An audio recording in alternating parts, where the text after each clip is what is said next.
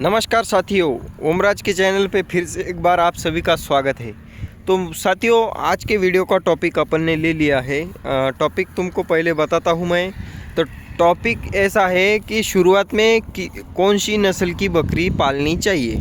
अभी इसमें बहुत सारे लोगों का अलग अलग अपना ओपिनियन, पॉइंट ऑफ व्यू हो सकता है, लेकिन इसमें मेरा क्या पॉइंट ऑफ व्यू है, मेरा क्या एक्सपीरियंस रहा है, इस हिसाब से मैं आपको बताऊंगा कि शुरुआत में कौन सी बकरियां पालें। चलिए शुरू करते हैं। तो साथियों देखिए, शुरुआत में देखिए हम बकरी पालन करते हैं, कुछ वीडियो देख के हम वीडियोस में देखते हैं ये बकरी इतने में बिकती, ये बकरी उतने में बिकती, और इधर क्या लफड़ा हो जाता है जब अपन ये वीडियो देखते हैं। तो वीडियो देखने के बाद लफड़ा ऐसा हो जाता कि अपन का दिमाग घूम जाता। फिर अपन क्या विचार करते हैं कि ये बकरी 50,000 में बिकती, 40,000 में बिकती, तो अपन भी ये बकरी लेंगे, यहाँ से मंगवाएंगे।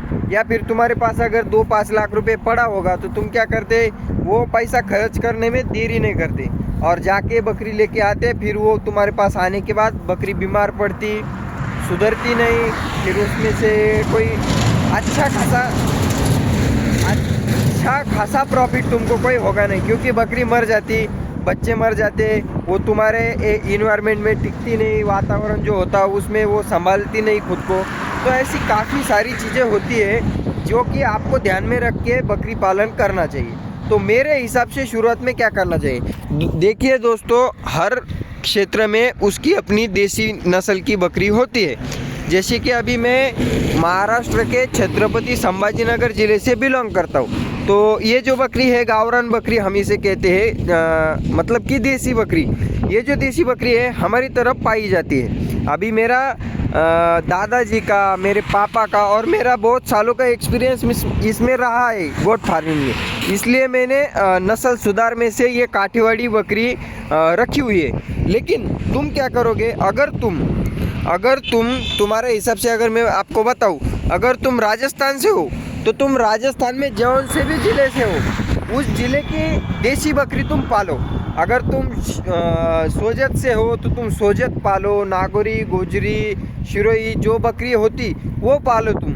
अगर गुजरात से हो, काठियावाड़ी, सौराष्ट्री, गोलवाड़ी, बरवाड़ी, बहुत सारी बकरी होती है, वो पालो तुम।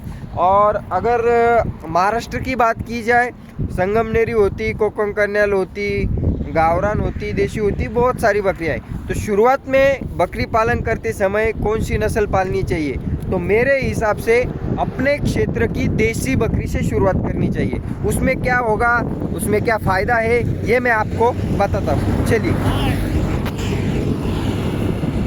हाँ तो दोस्तों क्या है, पहली बात मेरी एक सुनिए कि अपने राष्ट्र की देसी बकरी अगर तुम पालोगे, अपने राष्ट्र की देसी बकरी में तुमको एक तो बीमारी की ज़्यादा दिक्कत नहीं आएगी।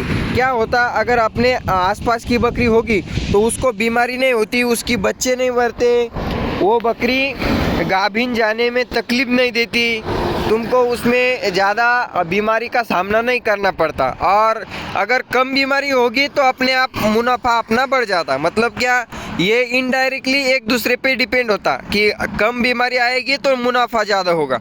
तो इस वजह से अभी देखो, ये हमारे तरफ की देसी नस्ल की बकरी है और ये मैंने नस्ल सुधार करके जो छोटी छोटी फीमेल्स है, ये फीमेल्स बनाई है। अभी ये 8-8 महीने की खाली फीमेल्स है, लेकिन ये बड़ी बकरी जितनी हो गई है और बड़ी बन के ये इतनी बड़ी हो जाएगी। लेकिन ये कब होगा, जब तक तुमको अच्छी जानकारी नहीं आएगी, तुमको अच्छा एक्सपीरियंस नहीं आएगा, तब तक तुमने क्या करना है, तो तब तक तुमने तुम्हारे गांव की, तुम्हारे आजू बाजू की देसी बकरी, देसी नस्ल की बकरी को पालनी चाहिए। उसमें क्या होगा, जब तक तुम देसी नस्ल की बकरी नहीं पालोगे, तुमको अच्छा खासा एक्सपीरियंस नहीं होगा, तुम्हारे बच्चे मरेंगे, तुम्हारे बच्चे मतलब तुम्हारे बकरी के बच्चे मरेंगे, और फिर बकरी तुम्हारे वातावरण में सेट नहीं होगी। वातावरण को इन्वायरमेंट बोलते हैं, या फिर क्या, जो भी मतलब आजू बाजू का जो एनवायरनमेंट होता है, इसमें वो बकरी मानेगी नहीं अगर तुम बाहर से बकरी लेके आओगे। तो शुरुआत में अपने घर की, अपने गांव की, अपने राष्ट्र की देसी बकरी तुम अपने पास पालो। भले ही तुम क्या करोगे, खाली बकरी लेके आओगे, तुम्हारी तरफ जो ब्रीडर होगा वो ब्रीडर उसको दोगे और उससे नस्ल सुधार करके अच्छा बच्चा बनाओगे।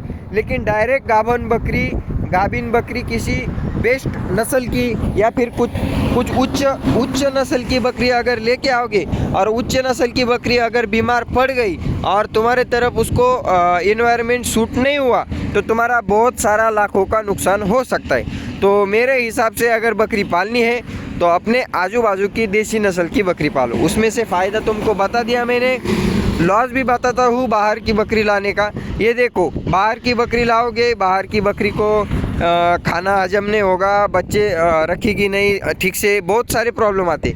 और देसी बकरी पालने से एक नुकसान हो सकता है, या तो उसको दूध ज़्यादा नहीं होगा या फिर उसकी स्ट्रक्चर छोटा होगा। लेकिन उसमें क्या होगा, तुमको एक्सपीरियंस अच्छा आएगा। अगर एक्सपीरियंस अच्छा आएगा तो तुम आगे चल के साल 2 साल बाद अच्छी नस्ल की बकरी लेके आके या फिर अपनी देसी बकरी को अच्छी नस्ल का ब्रीडर क्रॉस करके उससे कुछ टॉप क्वालिटी के जानवर तैयार कर सकते हो। लेकिन डायरेक्ट अगर कहोगे कि मैं अच्छी नस्ल की बकरी लाऊंगा और उससे शुरुआत करूंगा तो ऐसा सक्सेस होता है नहीं।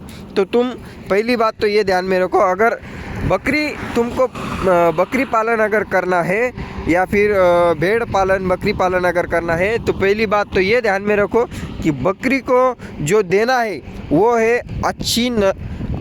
अच्छा वातावरण, अच्छा महल, तुम क्या बोलते हो उसको, अच्छा निवारा अपन बोलते हो उसको, या फिर उसको रहने के लिए अच्छी जगह, और देसी नस्ल की बकरी अपने को पालनी है शुरुआत में। आई होप मित्रांनो आपको बहुत सारा बढ़िया सा इसमें से एक्सपीरियंस हो जाएगा ये वीडियो से, या फिर बहुत सारा ज्ञान मिलेगा। तो थैंक यू बोलने की ज़रूरत नहीं है, बस चैनल को सब्सक्राइब कर लीजिए, वीडियो को लाइक कर लीजिए। बाय बाय दोस्तों, मिलते हैं अगले वीडियो में, तब तक के लिए चैनल को सब्सक्राइब कर लेना।